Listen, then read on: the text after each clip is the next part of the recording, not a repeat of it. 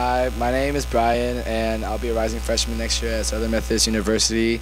And this past week, 19 others and I did mission work in Haiti with an organization called Mission of Hope. And this was my second time in Haiti, and coming in, I sort of knew what to expect. But I was pretty excited for what God had in store for me for this past week. And something I wanted to talk about was how I saw God work in his own mysterious ways, and how I learned how strong the power of prayer really is. So in Haiti, we have a time called SVT, which stands for Strategic Village Time, where we spread the gospel and go around the villages and talk to other people and in their house and stuff. And we met this one woman named ARCHE, and she shared us a story about a dream that she had a night before we met her. And she explained to us that she saw demons trying to take her boyfriend away and soon herself in her dream. And she explained to us that she was pretty terrified, and she couldn't fight off the demons in her dream. And her boyfriend, she told us that her boyfriend looked at her in her dream, and he said, tomorrow that missionaries will come to you and talk to you about Jesus Christ, and how that she has to accept him into her heart for both of them to be saved.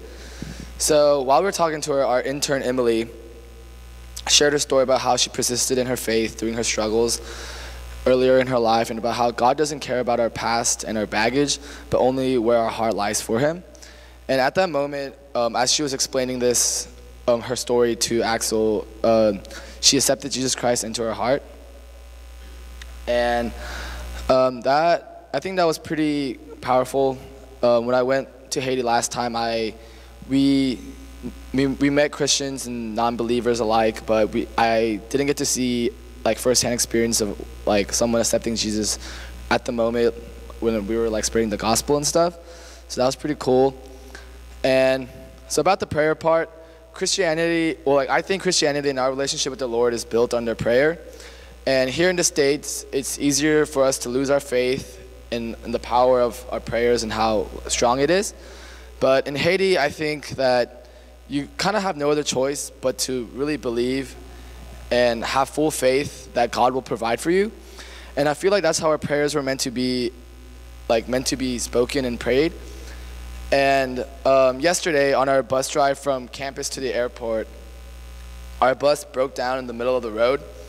And we shared the bus with a bunch of people from Louisiana, and this one Louisianian lady stood up, and they were really worried that we weren't gonna make it to the airport on time and stuff. And she started praying super passionately. She put her hand on the little dashboard and stuff, and she started praying, asking God for him to push this bus and help us get to the airport on time.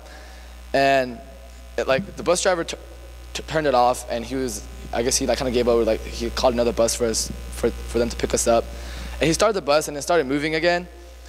And it was kind of weird because I was talking to Pastor about it, and he asked me what I prayed, and I prayed that I trust in you, Lord, that whatever happens, happens. If we stay, we stay. If we move, we move. But for these people, for the Louisianian people, they were so passionate and praying to God, and it to really see the bus kind of start moving again. It was I don't know. It was kind of moving, and seeing how strong their prayers really were. But our bus broke down again 20 minutes later. But yeah.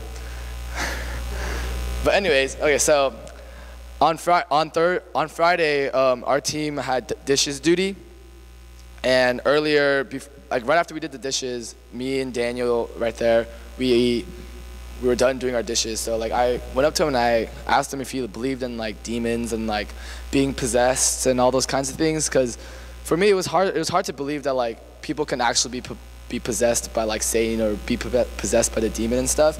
And during the SVT time, we met this woman, and she wasn't a believer. She was into the voodoo stuff. And we asked her if we could pray for her, and she said, no, please don't pray for me. The devil's inside of me, and stuff like that. And it's not that I didn't believe her, but I was kind of confused with the whole voodoo stuff and being possessed. So I asked Pastor if he believed in it, and I had a bunch of questions and stuff.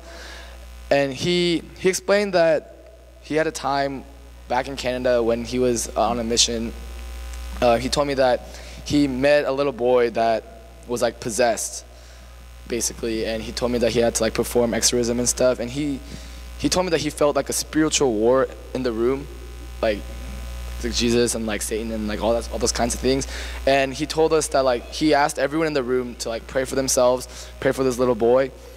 And like at that moment it really hit me that like how strong prayer really is, how like when we're going on a mission and like people tell us that they're going to pray for us, and pastor asks us to ask other people to pray for us, that we really need prayer, we really need Jesus in our hearts and for him to look after us. That's when it really hit me that like when we go on mission, we're kind of going into that spiritual war, and we really need Jesus to look after us, to protect us, and from those kinds of things, and to go into those kinds of places and really spread the gospel in places that like are struggling and where the war is really like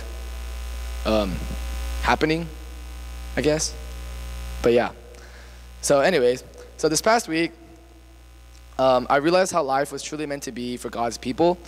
In Haiti, life is quite simple. The people of Haiti don't worry about all the materialistic things that we often get caught up in, but they simply live life off of each other.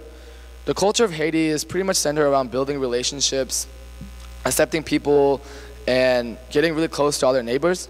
And I felt like that so like perfectly fits into the way that God really wanted us to live our lives. And I believe that he wanted us to live our lives 100% through him and the people that he blessed us with in our lives. And I think that's the reason like we joke about it all the time, that like after we get home from Haiti and from a mission trip that we're all going to be super sad.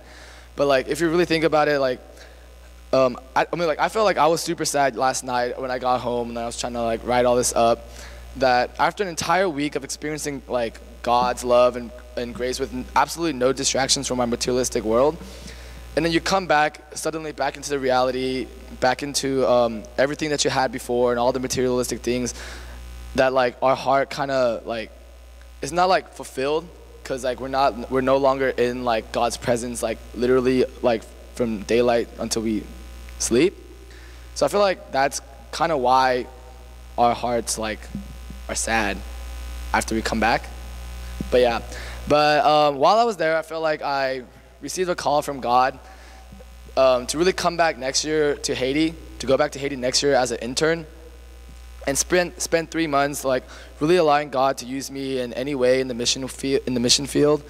And I really ask you guys to pray for me that I will be there again next year serving. And yeah, thank you.